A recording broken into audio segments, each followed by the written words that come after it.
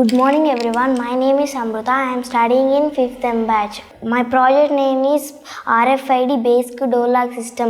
Key lock లేకుండా door ఎలా open చేయాలో చూద్దాం రండి. కాంపోనెంట్స్ అయ్యో చూద్దామా.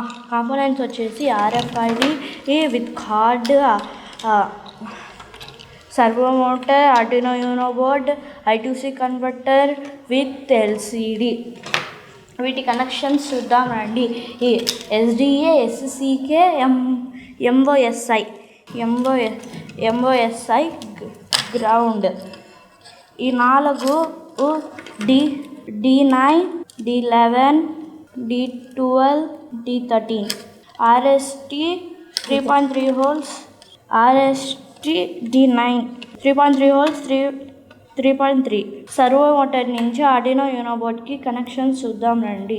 ఫస్ట్ది D9, 12, next D13, next ground. I2C converter నుంచి ఆర్డినో యూనో బోర్డ్కి కనెక్షన్స్ చూద్దాం రండి. ఈ గ్రౌండ్ VCC SDA కనెక్షన్ చూద్దామా. ఫస్ట్ది 5V, second D7, next A1, SCL D13.